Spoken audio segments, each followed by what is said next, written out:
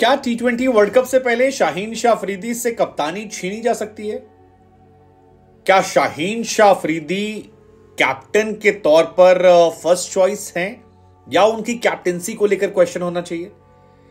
पाकिस्तान के अंदर हम सब जानते हैं कि चीजें बदल सकती हैं। जिस पीएसएल ने शाहीन शाह अफरीदी को कप्तानी थमाई थी, वही पीएसएल शाहीन शाह अफरीदी से उन्हें कप्तानी ले भी सकता है, और इसकी मुकम्मल वजह भी है। पहला मैच पीएसएल का इस्लामाबाद यूनाइटेड से मुकाबला होता है। शाहीन शाह अफरीदी की कप्तानी में टीम जो है वो 8 विकेट से मैच हार जाती है। इसके बाद अगला मैच जो है वो क्वेटा ग्लेडिएटर से होता है, वो भी आते हैं और शाहीन शाह अफरीदी की टीम को 5 विकेट से हरा कर जाते हैं। क्वेटा पिछले सीजन की कमजोर टीमों में से एक थी। तीसरा मैच मुल्तान सुल्तान के साथ होता है, जहां पर मोहम्मद रिजवान की टीम आती है, वो भी इन्हें 5 विकेट से हराती है। और उसके बाद चौथा मुकाबला जो है वो शान मसूद की कराची से होता है, जहां पर कराची भी उनको हरा देती है।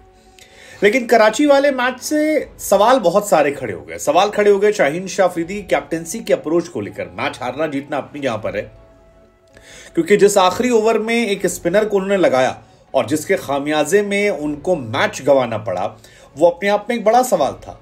ऊपर से एक सवाल और ये भी था कि उनके जो मेन बल्लेबाज थे, विदेशी बल्लेबाज, ये जो पावर हिटर्स थे, उनको शाहीन ने एकदम आखिर, अगर आप शाहीन की लाहौर कलंदर्स की टीम के बारे में देखेंगे तो जो 3 प्लेयर आखिर में आए उनके पास, एक थे लिंडे, एक थे सिकंदर रजा और तीसरे थे साई होप। साई होप ने 161 के स्ट्राइक रेट से रन बनाए और लिंडे ने 200 के स्ट्राइक रेट से बनाए, और इसी की वजह से जैसे तैसे ये टीम जो है ये 175 पहुंच पाई।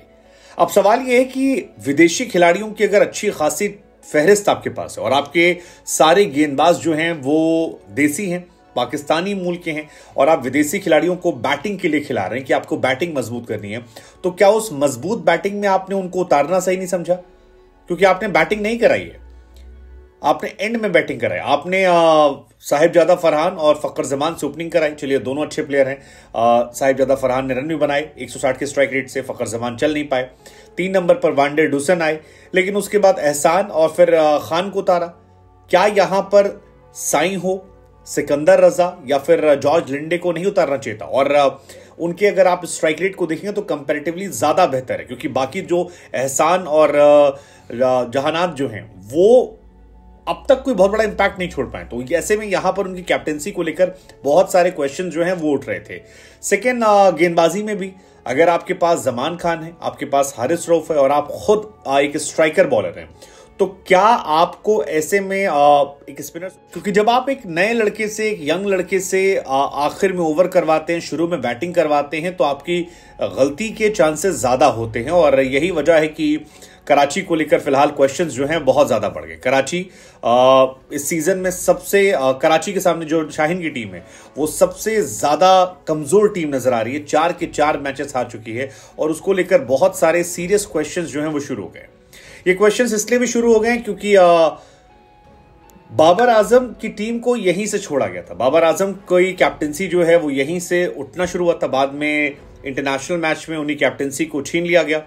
शाहीन शाह अफरीदी को जो कैप्टेंसी मिली थी, वो कैप्टेंसी की बुनियाद ये थी कि उन्होंने 2 साल आपको पीएसएल जिता के दिया था, जिसमें शाहीन आपके लिए अच्छे एसेट के तौर पर आते हैं। लेकिन अब जब 9 मैच में से 2024 में 9 मैच में से 8 मैच शाहीन शाह अफरीदी टी20 के हार चुके हैं, तो फिर ये सवाल होता है कि भाई साहब शाहीन शाह अफरीदी की कैप्टेंसी पर क्वेश्चन क्यों न किया जाए। और एक सवाल तो ये भी उठने लगा कि no Rashid Khan, no party for Lahore Qalandar. जो जीता वो सिकंदर, जो हार गया वो लाहौर कलंदर। हालांकि ऐसा नहीं है, जिस टाइम शायद लाहौर कलंदर ने जीता था उस टाइम उनकी टीम में शाहीन और हारिस अपने पीक पर थे। अभी हारिस का भी डाउनफॉल चल रहा है और शाहीन तो खुद संघर्ष कर रहे हैं, लेकिन ये रिकॉर्ड उनको परेशान कर सकता है। आखिरी के 9 मैचेस में 8 मैच में हार, 1 मैच में जीत, पीएसएल में सबसे लोवेस्ट पर होना। आई थिंक ये सारे क्वेश्चंस जो हैं ये उनके लिए बहुत ज्यादा बड़े होने वाले हैं।